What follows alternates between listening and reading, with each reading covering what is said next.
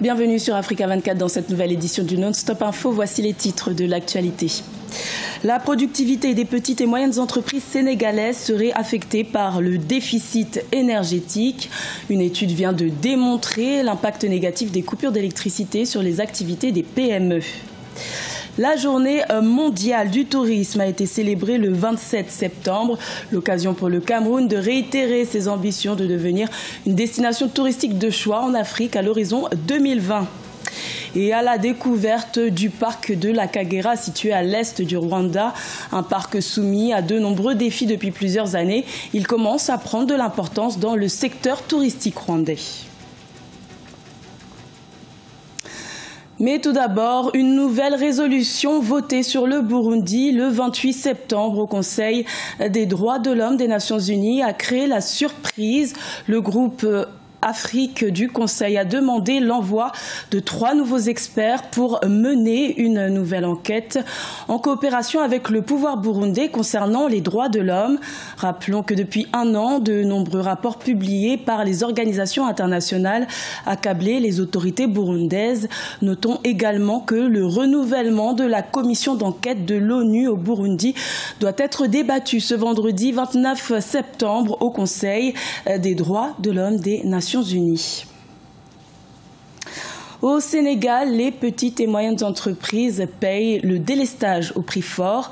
Une étude vient de démontrer l'impact négatif des coupures d'électricité sur la productivité des PME. Les PME qui représenteraient plus de 95% des entreprises sénégalaises et qui contribueraient à plus de 20% au produit intérieur brut. Ibrahima Djoumaba. Selon une étude réalisée par des universitaires sénégalais, les coupures d'électricité ont un impact négatif sur la productivité des petites et moyennes entreprises. Entre 2007 et 2014, 57,6% des PME ont identifié l'électricité comme une préoccupation majeure. Ces chiffres ont été révélés par le Centre de recherches économiques appliquées de l'Université de Dakar.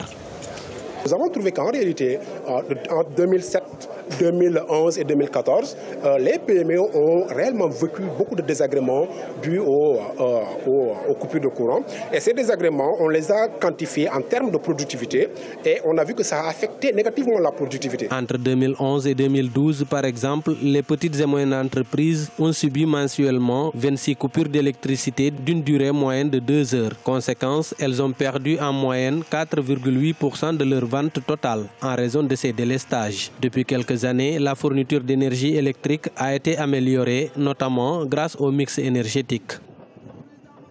Ce qu'on peut dire par rapport aux autres pays, c'est que l'étude du Dr Lassana Cissokho peut servir de référence pour les autres pays qui aujourd'hui sont confrontés à ces problèmes de coupure d'électricité.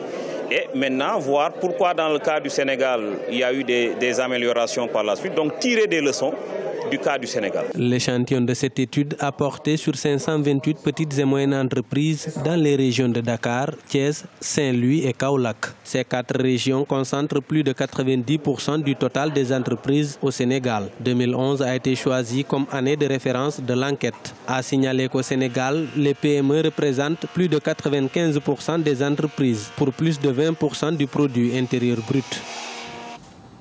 Également dans l'actualité, le Nigeria a annoncé le 27 septembre l'émission d'un eurobond estimé à 2,5 milliards de dollars à la mi-novembre. Ce nouvel emprunt obligataire libellé en devises sera le 2e de cette année 2017 et devrait permettre au gouvernement fédéral de combler son déficit budgétaire.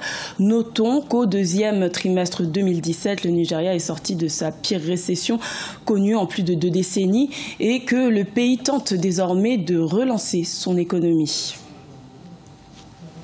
Le Cameroun a célébré le 27 septembre la journée mondiale du tourisme, l'occasion de constater la nette progression du secteur touristique dans le pays.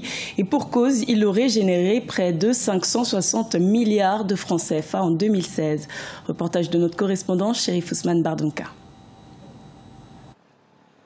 Entre 2016 et 2017, le tourisme a contribué à hauteur de 31% au PIB du Cameroun. Plus de 350 milliards d'investissements étrangers dans le secteur du tourisme en 2016, ce qui représente plus de 9% de l'investissement global dans le secteur. Avec sa diversité culturelle, climatique, faunique, le Cameroun regorge de nombreux sites qui vont des cités balnéaires aux massifs montagneux, sans oublier les chefferies des Grassfields. Fort de ses spécificités touristiques, le Cameroun veut s'imposer comme une destination touristique en Afrique et le pays semble avoir tous les atouts pour y parvenir. En 2016, le Cameroun fait 560 milliards de recettes touristiques.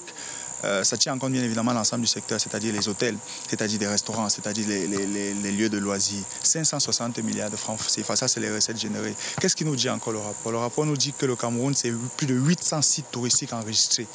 Ça veut dire que sur l'ensemble du territoire national, on a des sites touristiques.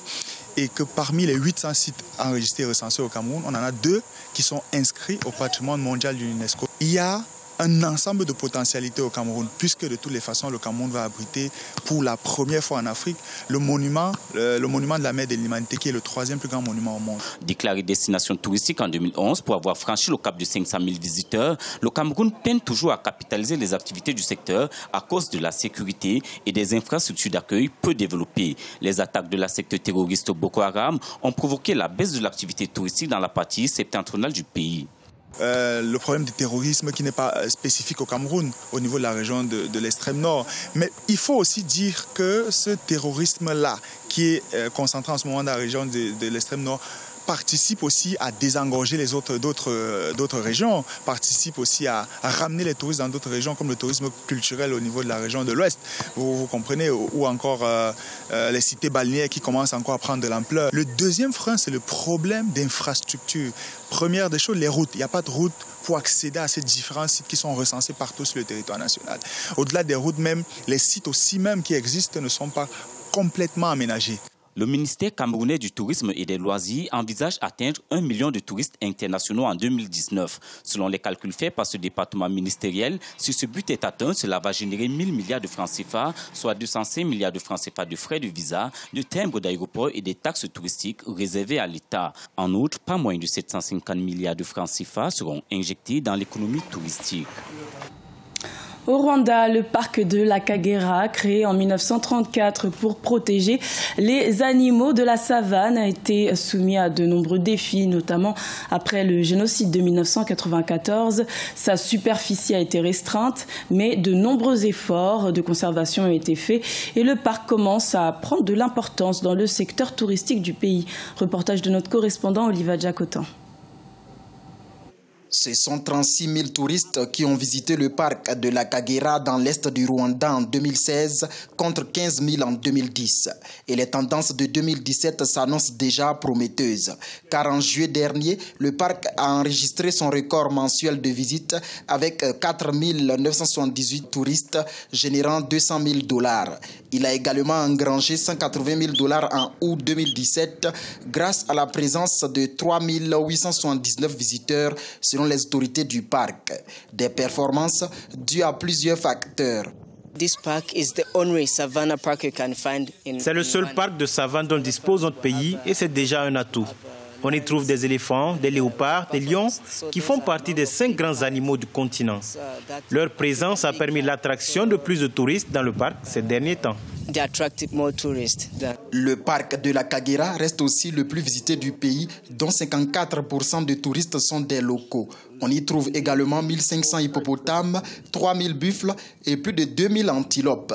Même si le braconnage s'est atténué, les autorités restent néanmoins vigilantes.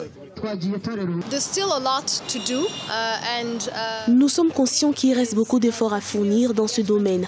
Je pense que nous devons continuer à associer davantage les communautés locales, surtout celles vivant aux alentours des parcs nationaux, dans la conservation de la faune et de la flore, car ce sont elles qui feront mieux la promotion de ces lieux.